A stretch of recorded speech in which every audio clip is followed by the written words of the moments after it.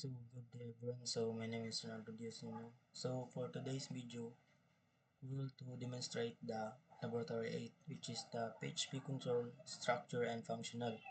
So sa instructions, so part 1, conditional statement to create a new file, name it into a lab conditional PHP.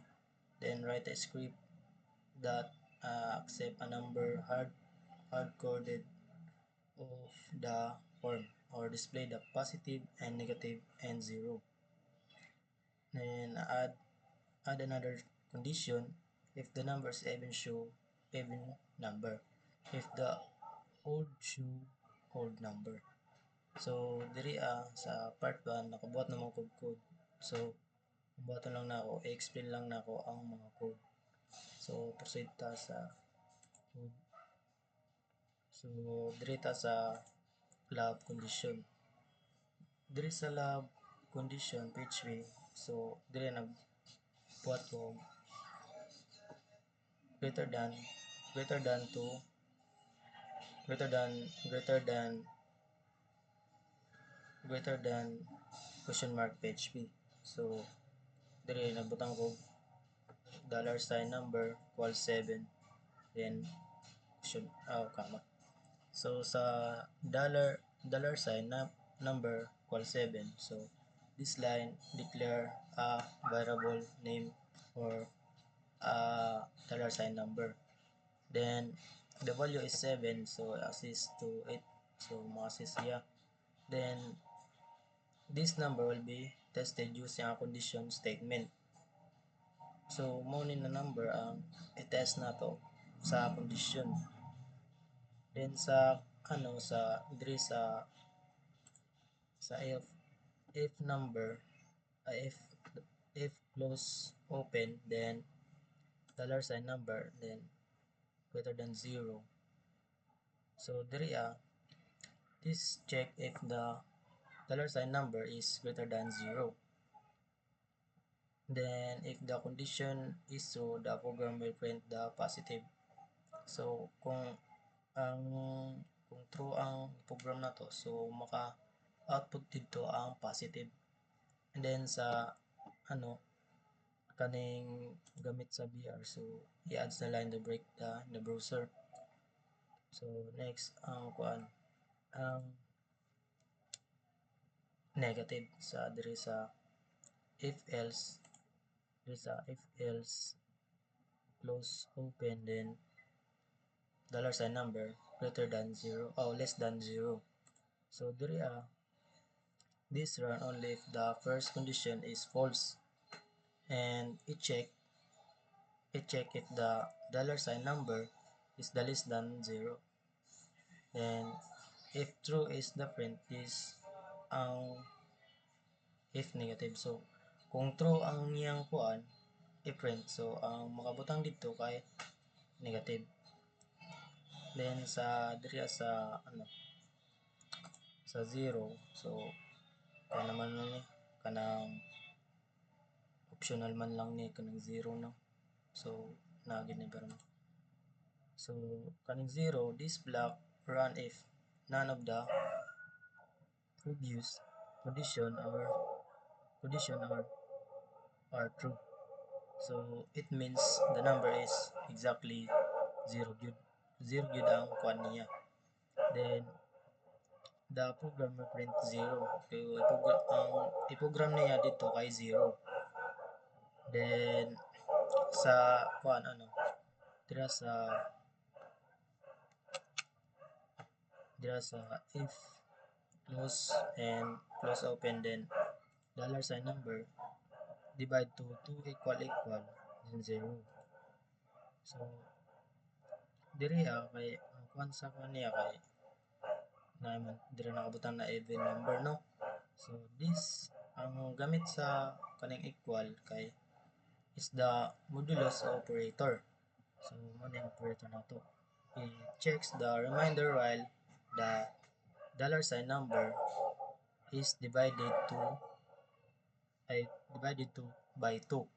So i-divide niya to 2. Then if the remainder is 0, the number is even the number is even. Then the program prints even number. So una. Then dira sa kuan, dira sa else, then odd number. So if the reminders is not zero, the number is old. So old jud ang number niya. If the program is print, so ang print niya dito is old number. So i-try na to. So tanaw na to ang atong code kung mao ba to. So dito sa condition. So naka-print siya diha kay negative odd number. Ano siya? So kaning negative pulyan nato ni og positive. So i-try nato pag change. So kani iles na nato ni. Then kaning negative greater than. So ang possible na mabuhat ani, ang output niya dito is makabutang is positive. Kay gilis na nato ang number niya.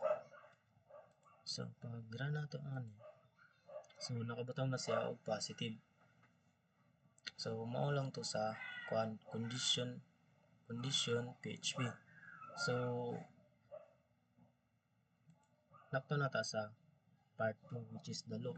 So ang loop, create a file for love loop PHP using a for loop, display a number to 1 to 10, 1 to 20 on one line. So using a while loop, calculate sum or number to 1 to 10. So mag-calculate ta og sum to 1 to 10. Then using a while loop, print the multiplication table or 5 to times to 1 and to 5 times 10. So diri i-loop na to ang 1 to 20. Then sa ikatulo kay gamit ta og calculate sa sum then number to 1 to 10. Then sa number 4 mag-use ta og do while loop. I-print na to ang multiplication table like nakabutang diri is 5 to 1 then 10 to 5 to 10. 5 to 1 to 10 to 10. 5 to 10. So try na to tan-awang kuan nato diri code. So explain lang nako ang code no sa while loop. So sa while loop, so diri sa while loop nagbuhat kog for. Ang for tapos close open then si then 1 then si to greater than to 20. So diri so sa S1 ang kuan niya, so kuan niya ang kuan number initialize the counter of starting to 1. Then ang 20 ang SI sa greater than equals 20 is to loop continue as long as dollar sign I is the less than or equal to 20. Then sa sa kaning gamit sa I++ kay ang I++ kay increase the value of the S1 by 1 after each looping. Then ang gamit sa echo, so ang echo mao ni siya ang magkuan niya, ang gamit niya kay print to current number to following ay followed by a space. So diri i-print niya tong 1 to 20 pero ni-follow niya ang 1 to 20 by spacing. Then next sa kuan kaning echo greater than less than BR. So kani siya maka-add siya og new line in the browser. So the next morning output niya billowing. Then sa while loop nato kay nagbuhat na ta og dollar sign sum to equal 0 then dollar sign I equals 1. So ang sum ang kuan niya kay mo-store to total. Mo-total siya. Then ang ay dollar sign I, so mag-start siya to 1. Then next kay ang kuan kaning while kani while. So ang gamit sa while, ang while kay the loop runs while is I dollar sign I is the less than or equal to 10. So equal niya ang 1 to 10. Then the sum ay dollar sign sum plus dollar dollar sign I. So ang kuan niya, so maka-add siya og current value or kuan another number. So ang kuan ang dollar sign ay 2 plus plus. So kani siya naga-move siya og next number.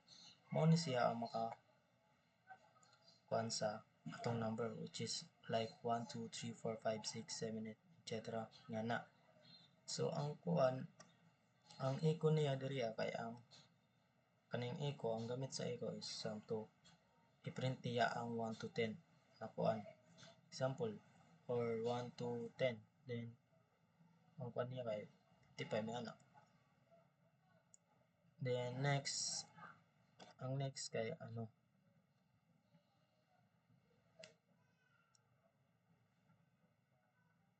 kay mao na to. Kuan lang niya ang 1 to 10. So i-try na to pag tanaw no ang while loop. So diri mo ang while loop. So diri katong ingon nako na 1 to 10 kani ay kani 1 to 20. So i-print niya diri is 1 to spacing na siya spacing to 1 to 20. Then ang kuan sa sum tong ingon nako na sum to 10 to 55. So mao tong output niya. Then katong ingon diri na 5 times 1 to 5 to times 10. So diri gi-output na ko ang 5 to times 1 ito diri 2 times to 5. 2 times to ay 5 to times 10. Then ang mga output nila diri ay 5, 9, 10, 15, 20, 25, 30, 35, 40, 45, and 50. So mao nang output sa while loop. So ang next na to kay ano ang functions. So sa functions na ko nabuhat na code sa function. So explain lang na ako sila. So dire sa function, so naggamit ko diri og ano great user. So great user close open then dollar sign name. So ang gamit ay diri sa get user. So this function display a greeter message or madyan na message or ngani say hello ana. Then you accept a name or a parameter even the time its function is called. It's print to welcome message to the person ana. So example lang na ang output niya kay hello Alice, welcome to the lab ana. So next ang kuan ang computer average. So ang computer average, ang gamit diri sa computer average is this function computer dot average the three numbers or tulo ka number or tulo ka letter or like ABC nga na. So it's add the number or divided from the sum of by 3 number. So mao ni sila. Sum 3 number. Ay kani. So the result is returns, so it can be used or display a letter. So naggamit tag ano sum na 3 number para ma-display ni ang tulo ka letter which is the A, B, C. So diri then next ang kuan nato sa sunod kay ano ang its prime. So ang its prime function sa x prime kay so ang x prime this function check if a number is prime. So gina-check niya kung ang number is prime. Then number less than or equal to 1 or not prime.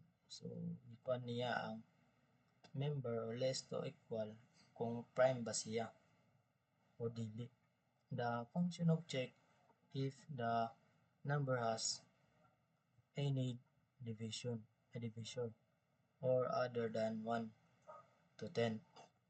So ang kuan niya is i-return niya it's true if the number is prime. So gina-return niya ang true ay return niya kung prime kung true ang number. If the prime is otherwise is called is best. Other is called is false kani false. False ang tawag niya sa otherwise. Then next sa kuan ano. So naman sa its prime no.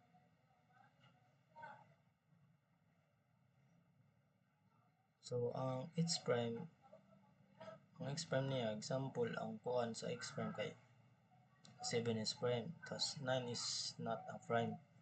So mo nang example sa kuan sa prime niya. Mo nang gamit sa prime. Then next ang kuan division.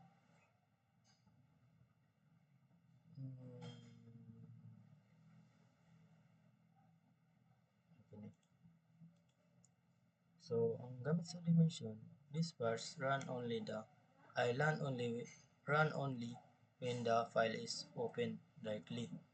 So i-run lang niya ang file is nakaka-find siya sa kuan nakabutang siya sa file niya.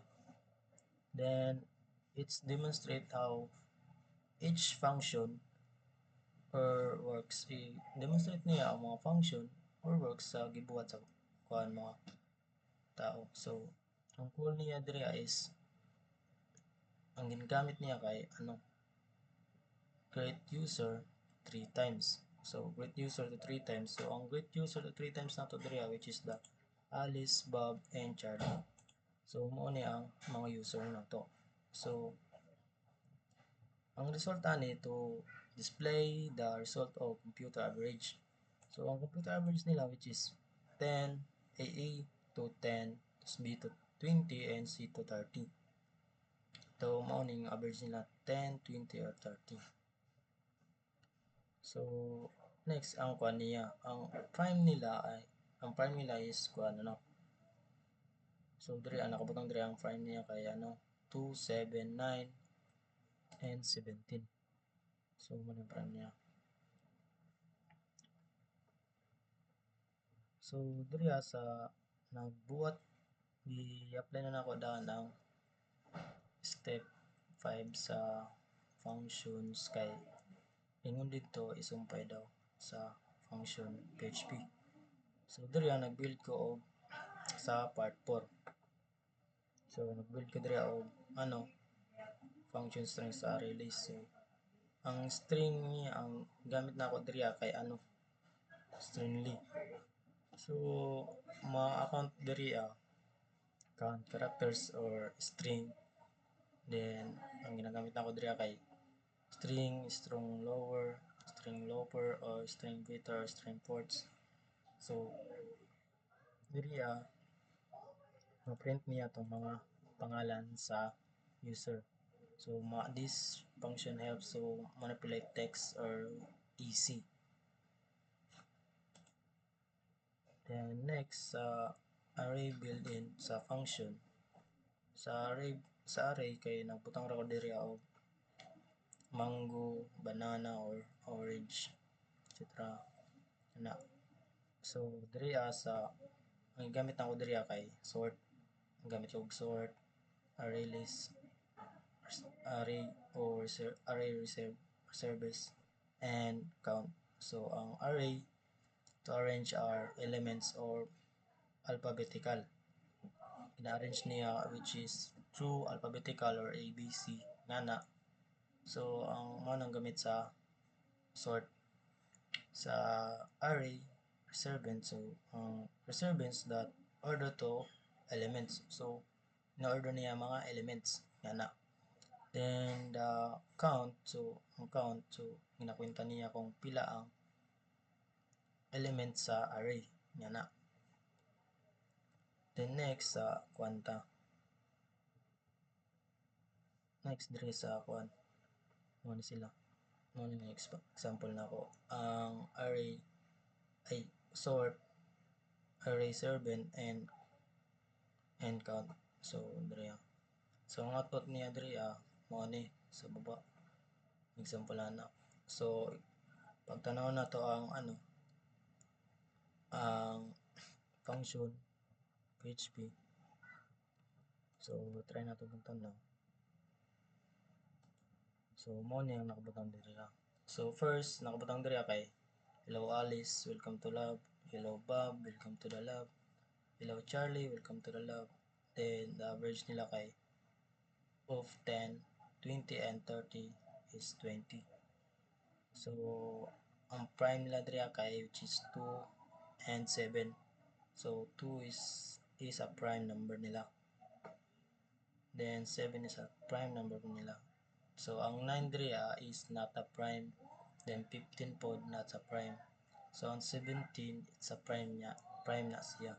So ang kuan nito kani diri agi ingon ako na nagamit ko og array function, sort, and array servant and count. So mao ni ang output nila kani which is the original student ay original message hello PHP student. Then length to string 19, so lowercase, so lowercase ahead hello PHP student, then uppercase, so diri nakabutang through uppercase, so hello PHP student.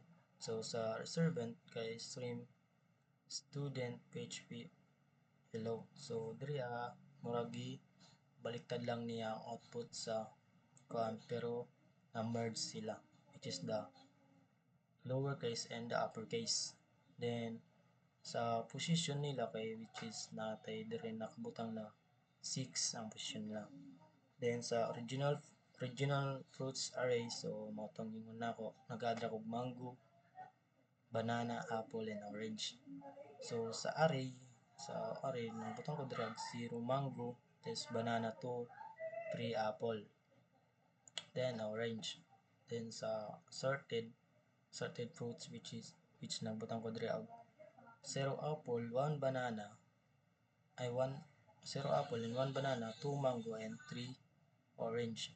Then sa servant fruits with array, so nagbutang ko diag 0 orange, 1 apple, 2 banana, and 3 mango.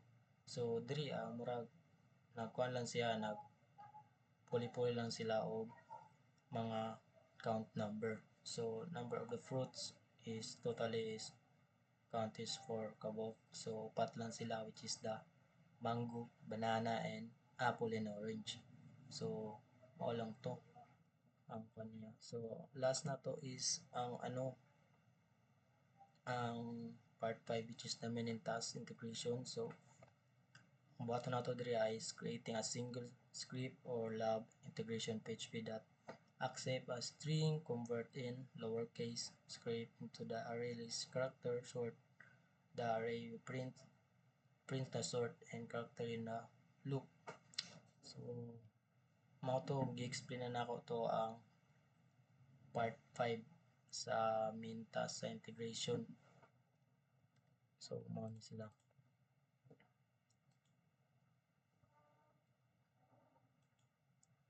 So diri nakabutang diri sa part 5. So example dito kay nakabutang dito ang original string. So hello PHP student, then lowercase just hello PHP student, then sorted characters. So nakabutang diri kay DEEHHLLNOPPHSTTU. So mao to ang kwan nila. So mo lang to. Thank you guys.